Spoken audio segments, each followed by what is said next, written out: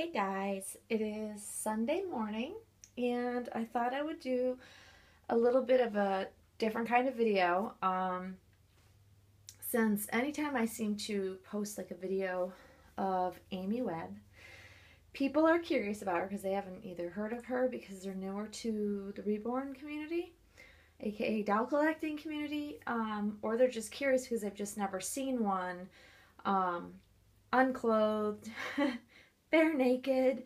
So as you see, I have Miss Aimee Webb that is completely stripped down in front of you. And I just wanted to share with you, I mean, I've done details of her, but I've never stripped her down and showed you like her body because Linda Webb babies are very, very special, I think. They are one-of-a-kind creations. She did do some sculpts for Ashton Drake vinyl dolls, but majority of what she's known for are her one-of-a-kind artworks, and Aimee is one of them. So I figured I'd show you what came with her, what her body looks like, and just a little bit more about her in detail. So I just thought that would be a fun way to kind of share her with you a little bit more extensively since I don't show her a whole lot. But she is a one-of-a-kind clay sculpt, so that, you know, I don't tend to handle her an extreme amount. She is very, very cuddly. As you see in front of you, she's on a full cloth body, and this was, you know, she was created back when dolls didn't have full limbs or full-bodied silicones and things like that. This was like the start of, you know, collecting reborn babies and lifelike babies, and so this is what they all kind of started out like. And the unique thing about Linda Webb that I think is really intriguing is that she created all of these bodies for each one of these babies to make them, you know, super cuddly and super lifelike when you put them in clothing.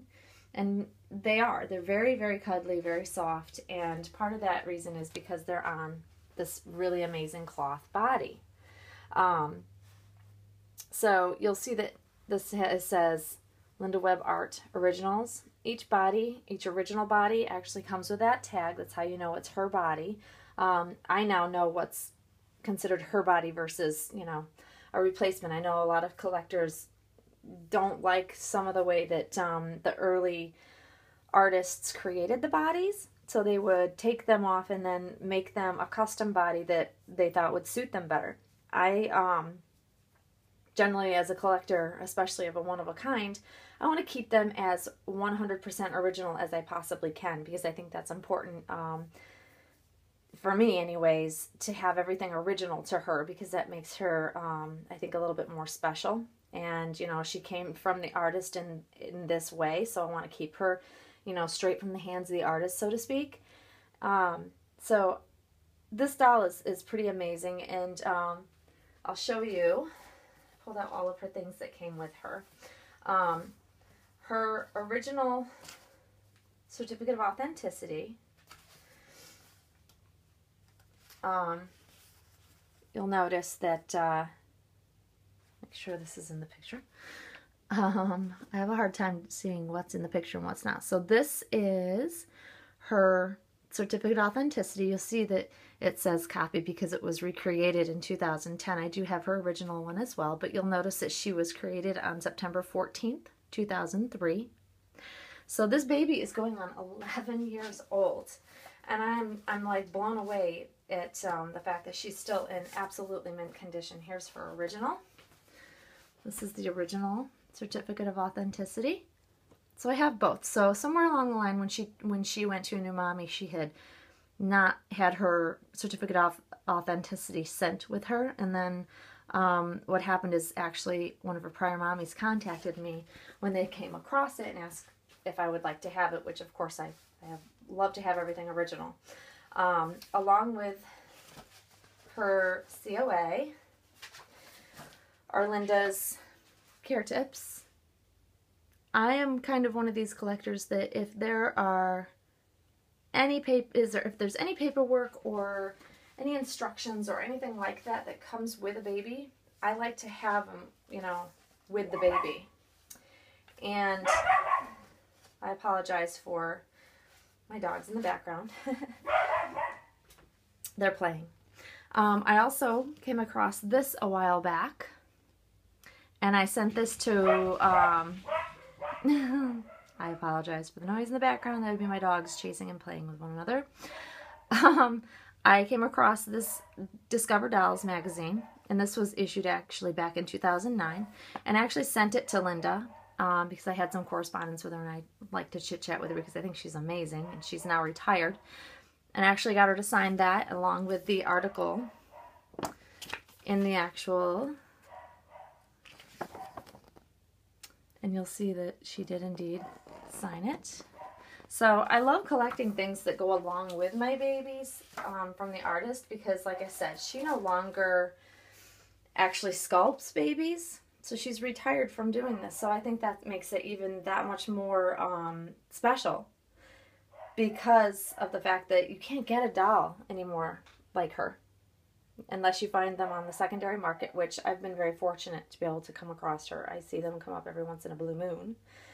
Literally. So rare to find them, especially in really great condition because they are clay.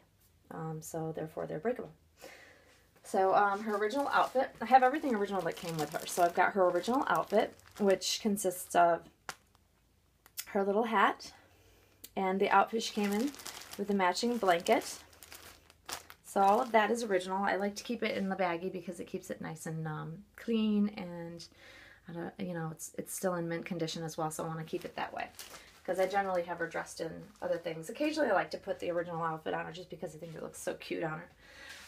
So here's, I'm going to pick you guys up now, and I'm going to show you close up of this beautiful doll.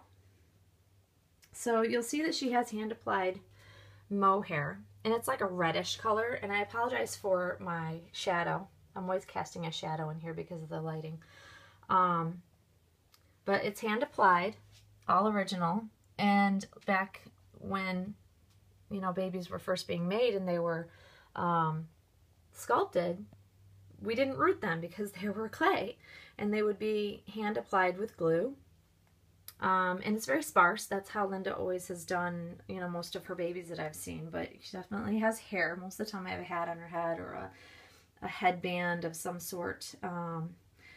But the shape of her head and everything is very, very realistic to a baby. She usually actually used live, you know, living newborn babies. Actually on her website once upon a time when she still had the website up, it showed her actually in a hospital sculpting a newborn that had just been born. So she uses, you know, living babies as her muse, I guess you could say. So let me get close up on her face, and I'm trying to show you that she has newborn blue glass eyes, and she does have little eyelashes in her eyes, but she's so squinty it's very hard to see. And then you see she has that cute little puckered up mouth. Like I said, everything is all original to her. She has not been modified. She hasn't been repainted. She hasn't been, you know, fixed up or anything like that. She's just all original. And that squinty-eyed look, newborn look, is what made me fall in love with this baby when I first saw her years ago. And it's still a favorite face of mine. So then, if you see her body, I'm going to show you kind of, it's a really unique, really cool body that Linda made and created herself for each baby. And you'll see that it's tied around the neck because there was no, we didn't use zip ties back then. She made them sewn, she's sewn in, everything is sewn in. So you don't see any zip ties on their extremities. It's all sewn in. And then she actually puts, you know, whatever pose that she creates them in, because she's kind of always shown like this, because that's generally how the baby was created, is supposed to be laying. So that's how she's posed all the time. And then you've got it gathered here, and then like I showed you before, this is her original tag showing that she's a one-of-a-kind Linda Webb original. And here's her legs.